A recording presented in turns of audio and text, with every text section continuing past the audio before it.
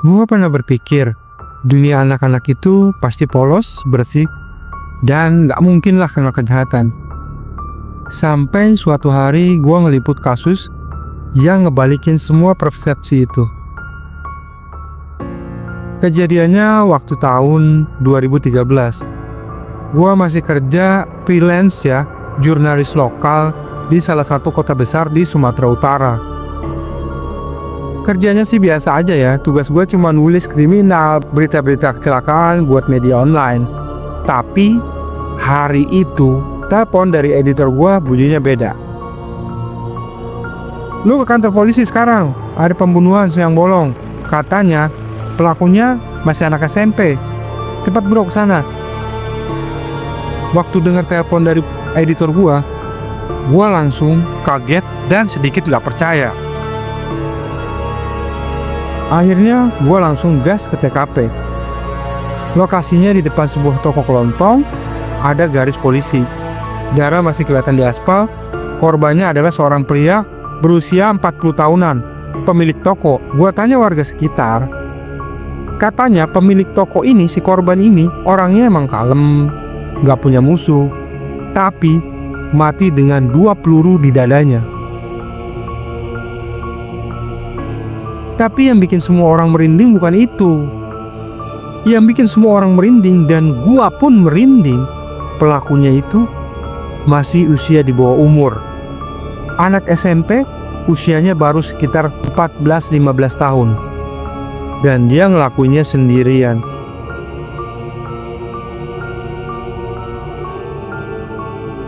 Gue sempat mikir, ini pasti salah tangkep nih. Gak mungkin lah anak seusia itu bisa nggunain senjata api.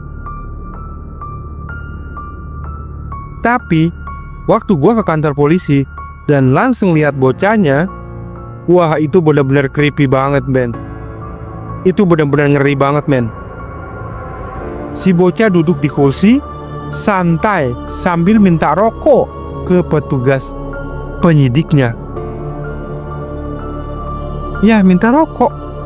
Kayak baru selesai ngerjain PR gitu. Gua lihat, gua amati wajah si bocah ini. Ya percaya gak percaya ya, usia 14-15 tahun itu bisa ngegunain senjata api. Gua lihat mukanya itu datar, ekspresinya tenang banget.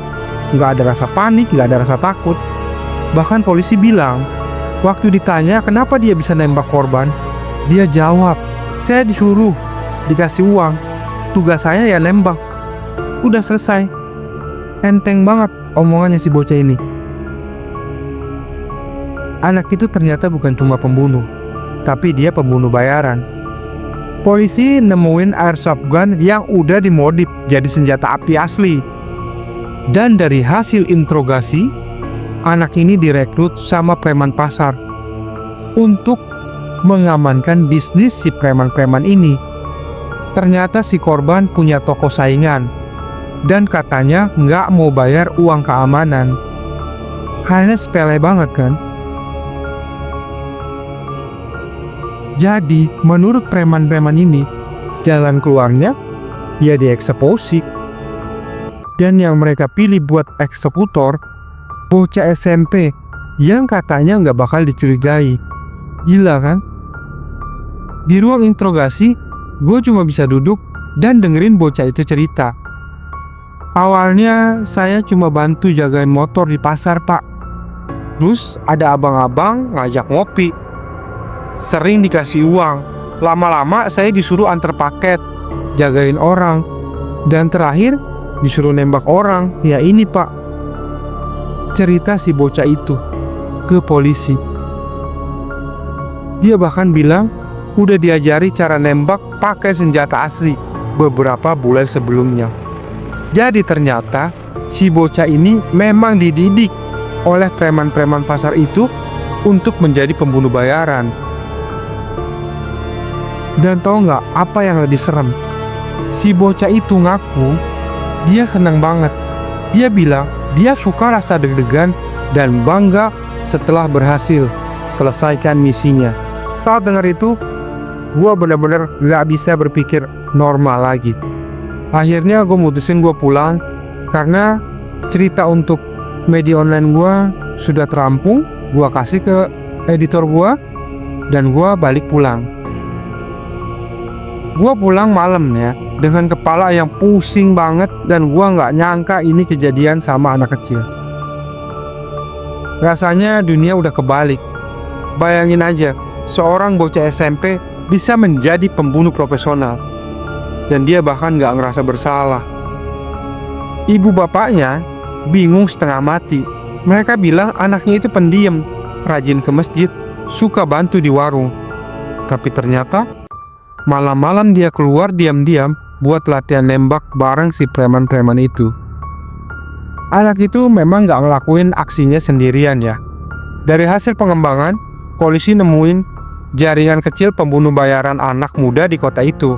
Anak-anak usia 13-17 tahun direkrut, dilatih, dan dikasih uang buat jadi eksekutor. Alasannya, anak-anak gak bakal dicurigai polisi. Memang sindikat ini sudah diberantas semua oleh kepolisian di daerah Sumatera. Dan kalian tahu yang lebih ngeri adalah ini bukan terjadi di satu kota. Setelah berita ini viral, muncul kasus serupa di Jakarta, Makassar, bahkan di daerah pelajar Yogyakarta. Semua dengan pola sama. Anak-anak dipakai buat kejahatan karena mereka gampang disetir dan murah. Gua nulis artikel panjang soal ini, dan salah satu kutipan polisi yang gue ingat adalah anak-anak sekarang bisa lebih berbahaya dari orang dewasa. Mereka dibentuk untuk menjadi mesin tanpa empati. Gue gak pernah bisa lupain wajah bocah itu waktu dibawa ke tahanan.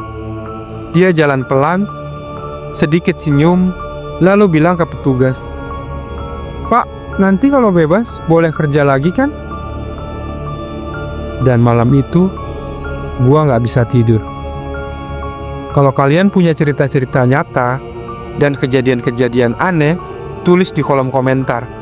Siapa tahu gue bakal ceritain kisah kalian itu. Sampai ketemu di video-video selanjutnya.